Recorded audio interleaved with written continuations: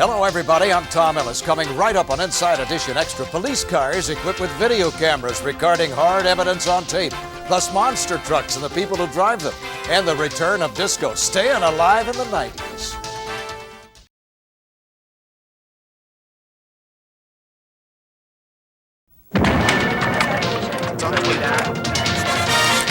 Won the bird in 10 minutes. It's exclusive. They're going to take us inside.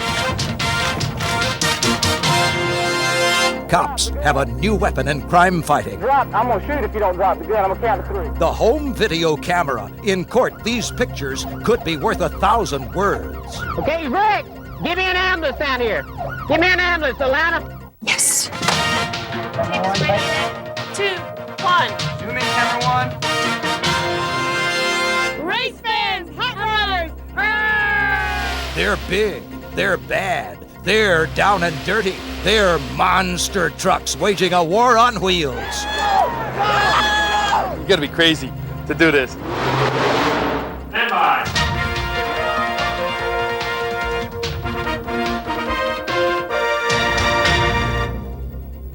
Hello again and welcome to Inside Edition Extra. I'm Tom Ellis, and we're glad to have you with us today. Up first, as any prosecutor can tell you, court cases are tough when it comes down to one person's word against the other. Who's telling the truth? Well, the Georgia State Police have a new program which should help solve that problem. Cameras on the police cars. Ha! Now there's really no hiding from the law. Here's Joel Loy. Pull over. I'm at the loop. For the officers of the Georgia State Patrol, making videotapes and wearing a wire is no longer an undercover activity. He should have flat tires on his vehicle. I don't know how he's going. The troopers are using cameras, microphones, and recorders mounted in their patrol cars to videotape their encounters with the public. Okay, he's trying to run on me now. He's getting off on the loop. They are one of a number of police organizations now doing so, and the tapes are giving a new certainty to the state's evidence in the courtroom. Okay, Rick, give me an ambulance down here. Give me an ambulance, Atlanta. That initial field contact, having it on film, it leaves no doubt later when a defendant swears and tells his story, and the trooper swears and tells his story. No longer do people have to decide who they believe the most, because it gives us the ability to bring back in real time everything that happened, was said, and done. Drop the gun. Drop the gun. Drop. I'm going to shoot if you don't drop the gun. I'm going to count to 3. In that incident, the trooper asked, or should I say directed, the individual to put his weapon down 21 times. Lay the gun on the dash before I shoot you. Lay it up on the damn dash. But later, the man said he was shot in an unprovoked manner. He was never warned. And of course, the videotape told a different but true story. Get out of the car, bud. Call an ambulance. Call an ambulance. Not all the incidents recorded by the Georgia State Patrol are this dramatic. The everyday work mostly involves traffic offenses. A, B, C, F, G, H, I, J, K, L, M, F. Driving under the influence cases, called DUIs, are an example, and narcotics interdiction on Georgia's interstate highways. Modern technology is helping authorities win convictions in disputable cases. Roosevelt Rogers is a trooper who patrols for the GSP out of Atlanta. What we have here is the control head.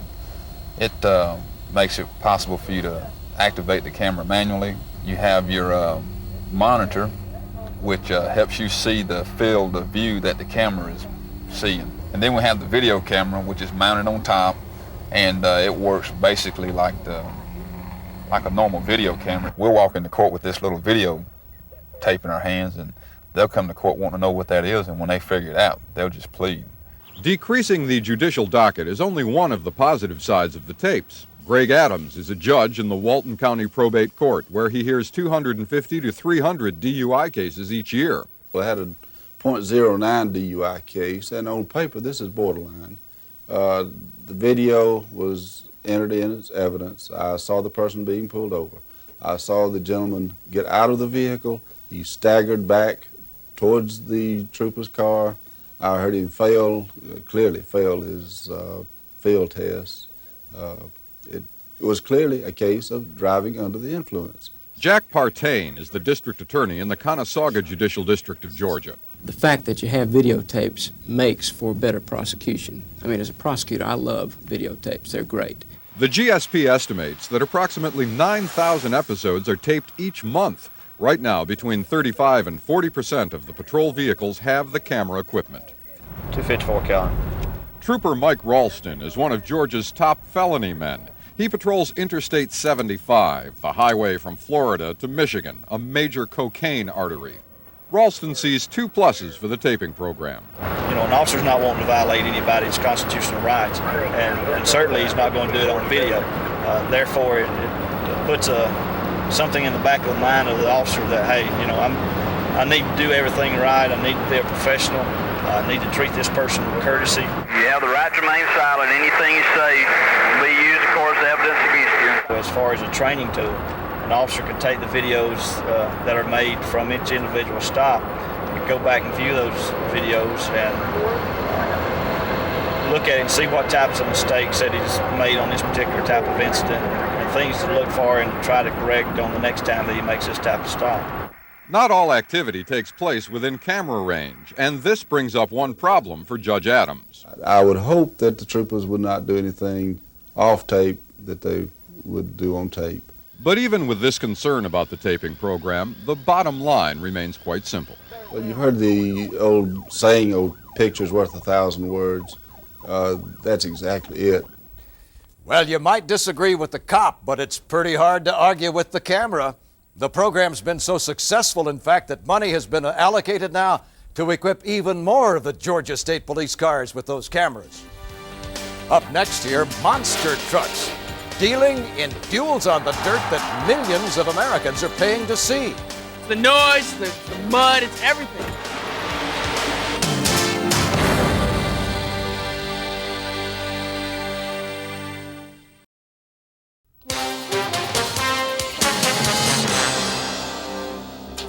Engines roaring, wheels spinning, dirt flying, jacked up trucks everywhere you look. Sounds like fun. Must be because millions of Americans are flocking to see monster trucks do their thing. You got to see it to believe it. And here's Scott Rappaport to show us. Is that doing it? I can't say. 4! I think that busted one's what's binding everything up. Yep. It's a countdown to combat. 3! The horsepower, the mudslinging, everything. 2! Brand new truck, brand new motor. I'm going to give it my best shot, try to win it. 1! Go!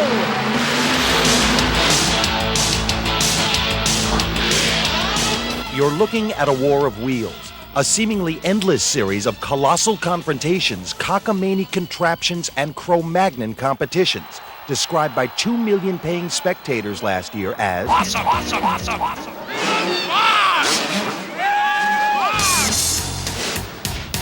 It's the noise, the mud, it's everything. Dirt! Mud! Filth! I want to see mud up here in the stands. That's what we want. I love it all. I love it all. Welcome to the U.S. Hot Rod Association's version of Armageddon. He made me come. He likes this stuff. He's from Ohio. The world of mud cars and monster trucks, racing against grime and slime in search of the fastest time. A professional competition played out in 50 cities nationwide to the delight of dry cleaners everywhere. So grab a bar of soap and buckle up for a wild ride as we go for a behind-the-scenes look at the mud and the mayhem. This is where it all starts, 8 hours before the show. An empty arena filled with hundreds of tons of sticky, gooey dirt, piled about 3 feet deep, spread out over 1,000 cubic yards.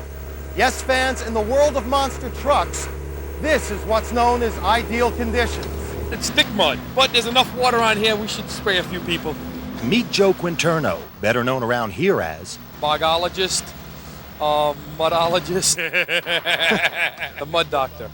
Yes. It takes a knack to get the right consistency. You make it too thick, you get everybody stuck. You make it too loose, people fly too fast through it, and people can get hurt. Good Lord. You gotta be crazy to do this. Now at this point, you may be wondering what the heck this bashing, crashing, and smashing is all about. Simply put, it's a series of duels on dirt. Motorcycles, quad cycles, monster trucks, and mud dragsters.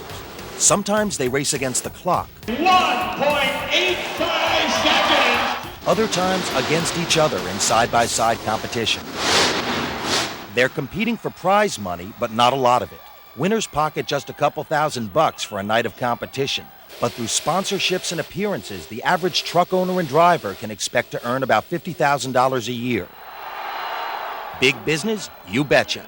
$20 million last year in ticket sales. And then there's the case of Bigfoot, the undisputed king of the ring, credited with starting this sport 16 years ago at state fairs and exhibitions in the Midwest. Your winner, Bigfoot! Well, today, Bigfoot is now a $2 million a year corporation. Unbelievable! As the sport has grown, so has its exposure. You can see this motor madness at virtually any hour of the night on cable TV. But what you won't see is the show before the show. In the pits. We experimented beyond control for this event. Yep. So we had a major failure. We got to put back all our original parts. It's still stiff? Yeah, it's trying to twist the wrap. Got to put another chain on it, so. It's 30 minutes before the start of competition. Mechanics make last-minute adjustments. How is it now? Good. Good? Yeah. What do we do? It's a real big show. Drivers get a friendly pep talk. No bullshit. No arguments. You want to argue, you argue after the show, back here with me. And then, showtime. Race fans, hot rodders!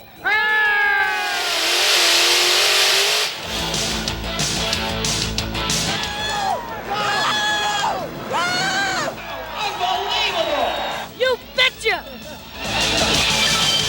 You can't get any wilder than a truck. My grandson JP just loves those things. He won't stay away if there's one in the area. Over 2 million people will be getting down and dirty this year, watching those monster trucks. Our news update's coming up next, and then music of the 70s coming back in a big way.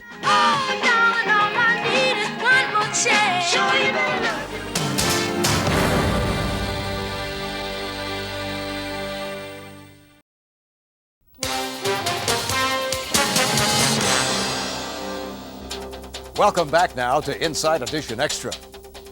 It's almost impossible, isn't it, to try to keep up with the music trends of today, especially since there are so many counter trends to contend with. In fact, there probably are more oldies stations on the dial today than there are contemporary ones. But could disco really be coming back? Here's Tony Cox for an update.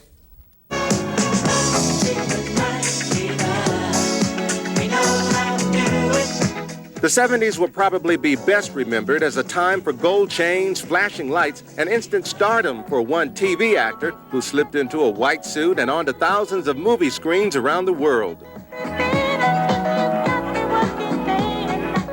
The message in disco music was, look how pretty I am, look how beautiful I am. You remember John Travolta in the white suit and all of that? It was pleasure for pleasure's sake. Some feel the 70s disco craze was pleasure born out of the pain of the Vietnam War. But at the beginning of the decade, the country was still locked in the Asian combat, and one man pricked the nation's conscience with his anti-war anthem. Father, Father, we don't need to escalate. War is not the answer, for only love can conquer hate. He was somebody whose roots were in many ways firmly in the 60s, but he was bringing that stuff into the 70s in an extremely inventive and passionate style. Stevie Wonder spotlighted urban blight and song as he joined Marvin Gaye, carrying his success into the 70s and beyond. The decade had begun with the news that the Beatles were breaking up, but another Englishman was about to take rock and roll to flamboyant new heights. Elton John introduced the world to spectacular shows that became a 70s trademark. I think probably Elton truly represented the 70s. He was the biggest artist of the 70s and, of course, a tremendous showman. And people were into the big shows, the costumes. While Elton ruled the 70s, another young man was emerging from his brother's shadows on his way to future megastardom.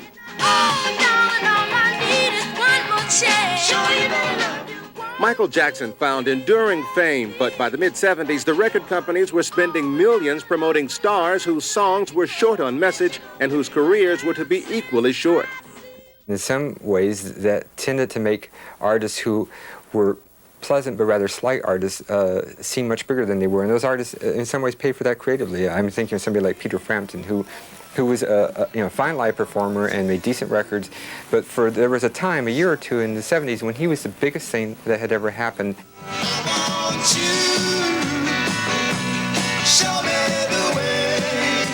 By the mid-70s, groups like the Eagles and Crosby, Stills and Nash had survived the rock and roll roller coaster, but this was already dubbed the Me Decade, and as the wounds from the Vietnam War started to heal, America was getting in the mood to party, and disco was born. It was perfect timing for something to come along, some way for each of us to go out at night and express ourselves and let loose our feelings, the fact that everything was behind us. The disco became the social center, and designer clothes made the man or woman. This place is getting to be a regular Studio 54. You know Halston, the big designer? His seamstress was here the other night with Calvin Klein's chauffeur. Lots of biggies. By the end of the 70s, you had the rise of all these designers. Those designers were influencing the way everyone dressed. Go back and look at the news coverage of George Bush. And he has longer hair and he has sideburns and he's wearing a wider tie and wider lapel. And he looks like a mod out of the 60s. From the future president on down, the disco craze touched everyone. With the music came the movies. Then suddenly, the disco fad started to wane. Donna Summer had great difficulty at the end of the era of the 70s. She was crowned the Queen of Disco, which there's nothing wrong with that, except I wonder if people really listen to the resonance of that voice. Let's dance, let's dance, let's dance, let's dance. As 1980 approached, disco was almost a dirty word, and even groups like the Village People couldn't save it. Some of it had become almost elevator music and mechanical, so that last year, 1979, sort of left a bad taste in our mouth. And we tend to see that rather than remembering some of the music early in the decade. You can't stop the music. Nobody can stop the music. Well, dust off those platform shoes, folks, and take that white suit to the cleaners. Get ready for disco. That's our show for today. Now, coming up on the next Inside Edition Extra, Don't look at me, don't turn around. hijacking school. This is a crash course you won't want to miss. Do you believe in ghosts? Jean Taylor does, and she wants them out of her life for good. I've been in this house now for 30 years, and all this time I've had these spirits with me. And a 5-year-old film director who may be looking at a 6-figure salary. Action! Hard to believe, but it's all coming up on the next Inside Edition Extra. I'm Tom Ellis saying so long for today. Thanks for being with us. We'll see you soon.